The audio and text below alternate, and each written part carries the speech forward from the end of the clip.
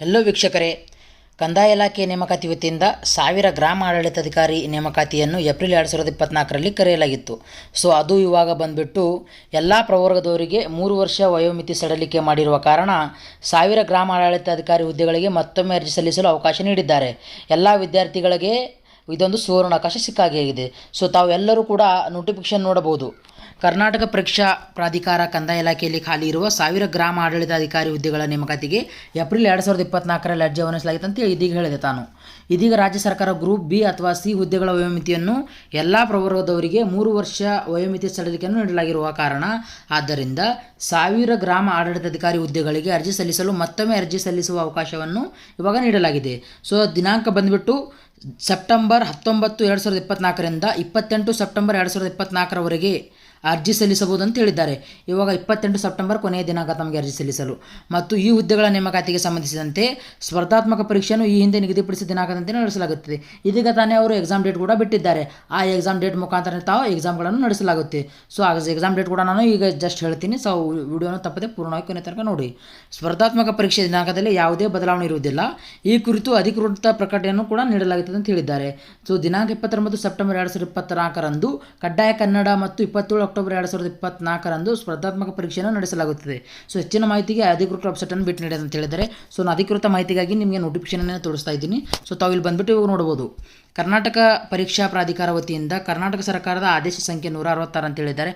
ಆ ಆದೇಶದ ಮೇರೆಗೆ ಗರಿಷ್ಠ ವಯೋಮಿತಿಯಲ್ಲಿ 3 ವರ್ಷಗಳ ಸಡಿಲಿಕೆಯನ್ನು ನೀಡಲಾಗಿತ್ತು ಎಲ್ಲ ವಿದ್ಯಾರ್ಥಿಗಳಿಗೆ. ಗ್ರೂಪ್ ಬಿ ಮತ್ತು ಗ್ರೂಪ್ ಸಿ ಹುದ್ದೆಗಳ ನೇಮಕಾತಿ ವಿದ್ಯಾರ್ಥಿಗಳಿಗೆ ಎಲ್ಲ ಅಭ್ಯರ್ಥಿಗಳಿಗೆ 3 ವರ್ಷಗಳ ವಯ ಸಡಿಲಿಕೆಯನ್ನು ನೀಡಲಾಗಿತ್ತು. ಅದರಂತೆ ಕರ್ನಾಟಕ ಸರ್ಕಾರದ ಕಂದಾಯ ಇಲಾಖೆ ಗ್ರಾಮ ಆಡಳಿತಾಧಿಕಾರಿ ಹುದ್ದೆಗಳ ಸಂಬಂಧ ಇವಾಗ ತಾವು ನೋಡ್ಕೋಬೋದು. 22/2024ರಂದು ವಿವರವಾದ ಅಧಿಸೂಚನೆಯನ್ನು ಪ್ರಕಟಿಸಿ 5/4/2024ರಿಂದ ಅರ್ಜಿ ಸಲ್ಲಿಸಲು ಅವಕಾಶ ನೀಡಲಾಗಿತ್ತು ಮತ್ತು ದಿನಾಂಕ 22/5ರವರೆಗೆ ಅರ್ಜಿ ಶುಲ್ಕ ಪಾವತಿಸಲು ಅವಕಾಶ ನೀಡಲಾಗಿತ್ತು. ಸರ್ಕಾರದ ಆದೇಶದಂತೆ ವಯೋಮಿತಿ ಸಡಿಲಿಕೆಯಿಂದ ಹೊಸದಾಗಿ ಅರ್ಜಿ ಸಲ್ಲಿಸಲು ನಿಗದಿಗೊಳಿಸುವ ವೇಳಾಪಟ್ಟಿ ಈ ರೀತಿ ಇದ್ದಿದ್ದು. ಆನ್ಲೈನ್ ಮೂಲಕ ಅರ್ಜಿ ಸಲ್ಲಿಕೆಗೆ ಪ್ರಾರಂಭವಾದ ದಿನಾಂಕ 19/9/2024 ಅಂತ ಹೇಳಿದ್ದಾರೆ. ಸೊ ಆನ್ಲೈನ್ ಮುಖಾಂತರ ಅರ್ಜಿ ಸಲ್ಲಿಸಲು ಕೊನೆಯ ದಿನಾಂಕ 28/9 ಸೆಪ್ಟೆಂಬರ್ 28 ಕೊನೆಯ ದಿನಾಂಕ. ಆನ್ಲೈನ್ ಪೇಮೆಂಟ್ ಮಾಡೋದು 29 ಅಂತ ಹೇಳಿದ್ದಾರೆ. ಸೆಪ್ಟೆಂಬರ್ 29 ಕೊನೆಯ ದಿನಾಂಕ.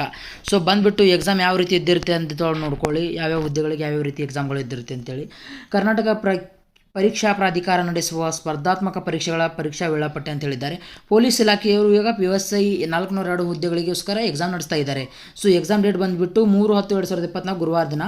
ಸೊ 2 ಪೇಪರ್ ಇದ್ದಿರುತ್ತೆ, ಪತ್ರಿಕೆ 1, ಪತ್ರಿಕೆ 2 PSI ಪೇಪರ್ಗೆ. ಸೊ 10:30ಯಿಂದ 12:00ವರೆಗೆ ಒಂದು ಪೇಪರು. ಸೊ 12:00ರಿಂದ 2 ಗಂಟೆಯ ತನಕ 2ನೇ ಪೇಪರ್ ಇದಿರುತ್ತೆ. ಸೊ ಅದೇ ರೀತಿ ಬಂದುಬಿಟ್ಟು ನಾನು ಇದೀಗ ತಾನು ಹೇಳಿದಲ್ಲ, ಕಂದಾಯ ಇಲಾಖೆಯಲ್ಲಿ ಖಾಲಿ ಇರೋ 1000 ಹುದ್ದೆಗಳು ಗ್ರಾಮ ಆಡಳಿತ ಹುದ್ದೆಗಳಿಗೆ ಇವಾಗ 29/9/2024 ಭಾನುವಾರದಂದು 10:30ರಿಂದ 12:30ರವರೆಗೆ ಕಡ್ಡಾಯ ಕನ್ನಡ ಪರೀಕ್ಷೆ ಇದ್ದೇ ಇರುತ್ತೆ.